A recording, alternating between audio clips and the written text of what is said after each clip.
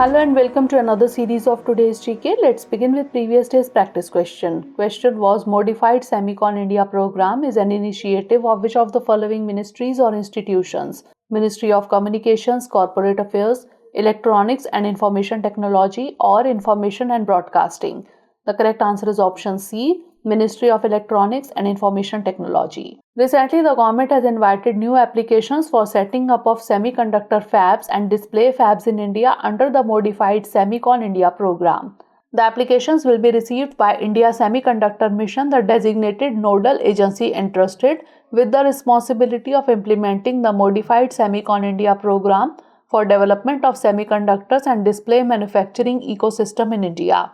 Under the program, fiscal incentive of 50% of the project cost is available to companies, consortia, joint ventures for setting up of semiconductor fabs in India of any node, including mature nodes. Similarly, fiscal incentive of 50% of the project cost is available for setting up of display fabs of specified technologies in India. The government had launched the Semicon India program in December 2021 with an outlay of rupees 76,000 crore for the development of semiconductors and display manufacturing ecosystem in India. Therefore, option C is the correct answer. Now, let's begin today's session. First question is, recently seen in the news, Cities 2.0 program is being implemented by which of the following ministries or institutions? Ministry of Commerce and Industry, National Institute of Urban Affairs, Ministry of Cooperation or Niti Aayog. The correct answer is option B, National Institute of Urban Affairs. Recently, the government approved the second phase of the City Investments to Innovate, Integrate and Sustain, that is CITIIS project. It is a program under the ambit of the Smart Cities mission which aims to promote integrated waste management and climate-oriented reform actions. CITIIS 2.0 will be implemented in 18 cities which would be selected based on a competition. It would span over a period of 4 years from 2023 to 2027. It would be implemented in partnership with the French Development Agency, Creditanstalt für Wiederaufbau, the European Union and the National Institute of Urban Affairs. Therefore, option B is the correct answer. Next question is, consider the following statements regarding graphene. 1. It is stronger and lighter than steel. 2. It conducts electricity better than copper. 3. It can absorb electromagnetic waves. How many of the statements given above is or are correct? Only 1, only 2, all 3 or none? The correct answer is option C, all 3. Recently, graphene was seen in the news regarding its potential in future. Graphene is the world's thinnest, strongest and most conductive material of both electricity and heat. It was discovered in 2004. It is 200 times stronger than steel but 6 times lighter. Hence, statement 1 is correct. Graphene conducts electricity better than the copper. Hence, statement 2 is correct. Graphene has the potential to absorb and dissipate electromagnetic waves, making it valuable for developing steel coatings and materials that reduce radar signatures and electromagnetic interference. Hence, statement 3 is correct. Among the leading countries in graphene research are China, the US, the UK, Japan, South Korea, Russia and Singapore. Therefore, option C is the correct answer. Next question is, with reference to Indian Ocean Dipole or IOD sometimes mentioned in the news while forecasting Indian monsoon, which of the following statements is or are correct? 1. It is characterized by a difference in sea surface temperature between Western Indian Ocean and Eastern Indian Ocean. 2. An IOD phenomenon can influence El Nino's impact on the monsoon. Select the correct answer using the code given below. 1 only, 2 only, both 1 and 2 or neither 1 nor 2. The correct answer is option C, both 1 and 2. Recently, the India Meteorological Department has updated its monsoon outlook from April. The Indian summer monsoon rainfall is influenced by a system of oscillating sea surface temperatures known as the Indian Ocean Dipole. Hence, statement 1 is correct. In this, the Western Indian Ocean becomes alternately warmer and then colder than the eastern part of the ocean. A positive IOD occurs when the sea surface temperatures are greater than normal in the Arabian Sea and less than normal in the tropical Eastern Indian Ocean. When the reverse is the case, the negative IOD is said to have developed. An early IOD, which peaks in the mid-monsoon months, July and August, plays a significant role in enhancing monsoon rainfall, even though its intensity is medium compared to other IODs. Hence, statement 2 is correct. Therefore, option C is the correct answer. Next question is recently seen in the news. The Global Security Initiative is launched by which of the following countries? China, USA, Russia, or India?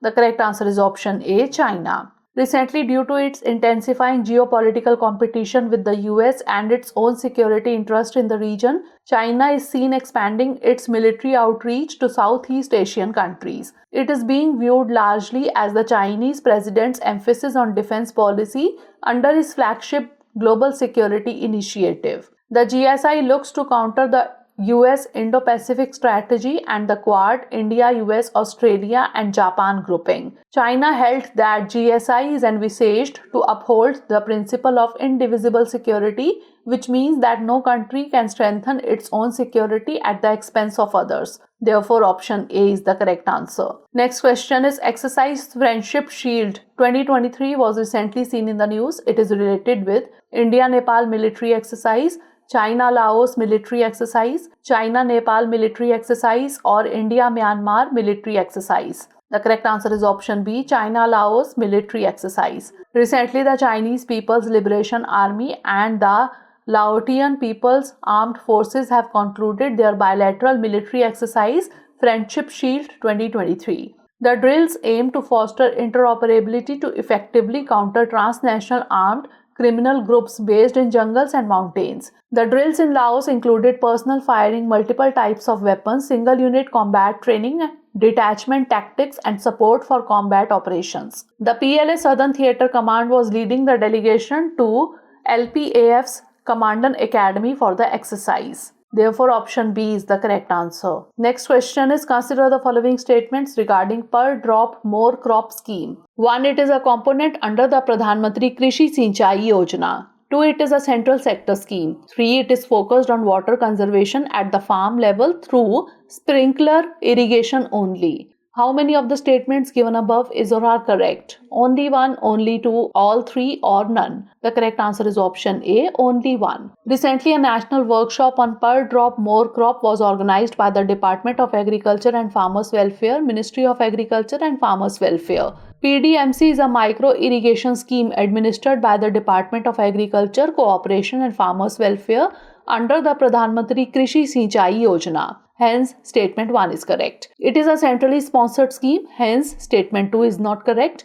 It is focused on water conservation at the farm level through sprinklers and drip irrigation. Hence, statement 3 is not correct. It also reduces low-tech irrigation fertilizer use, labor expenses and input cost. The goal of the scheme is to maximize crop yields with minimal water use. Therefore, option A is the correct answer. Next question is what is the IUCN status of the Himalayan brown bears recently seen in the news? Near threatened, critically endangered, least concern or vulnerable?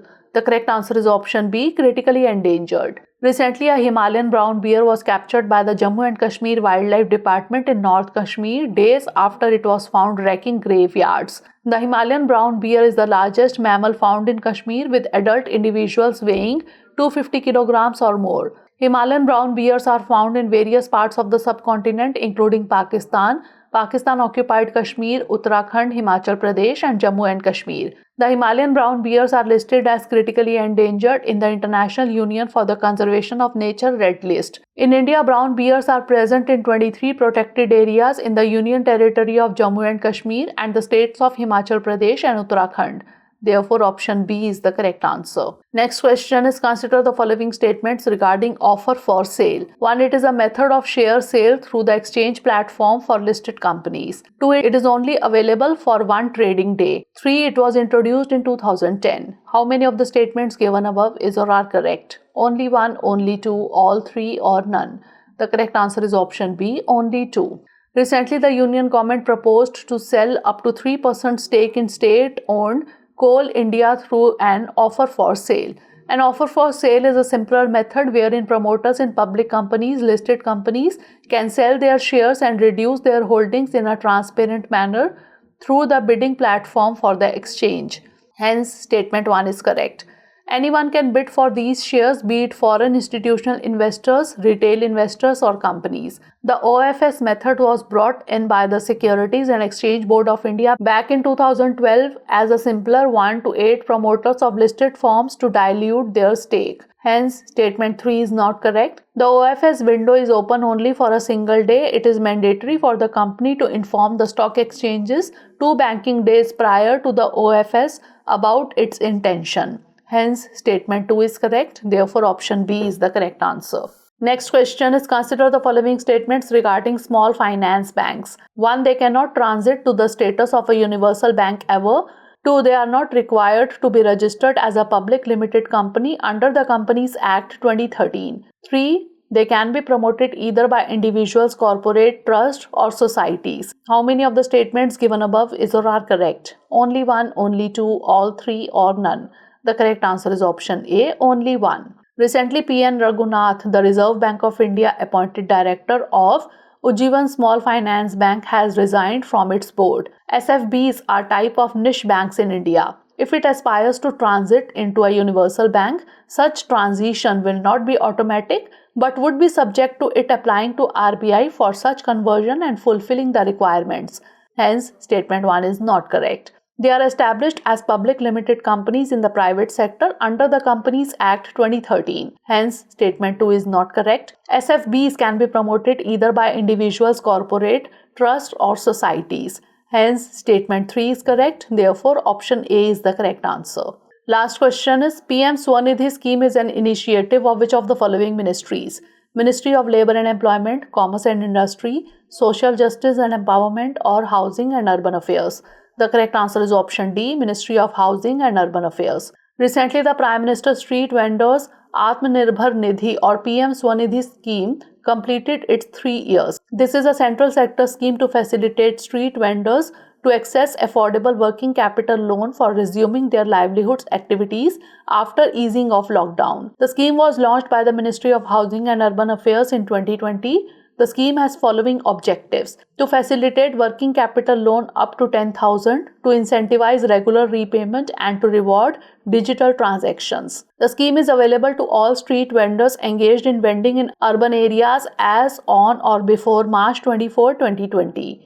Therefore, option D is the correct answer. Now it's time for the practice question. Recently, the Grand Canal of Venice turned fluorescent green. Which of the following substance was responsible for it? Rhodamine, fluorophore, fluorescein, or fluorite? Send the answer of this question in the comment section. Stay tuned for the next episode. Thanks for watching.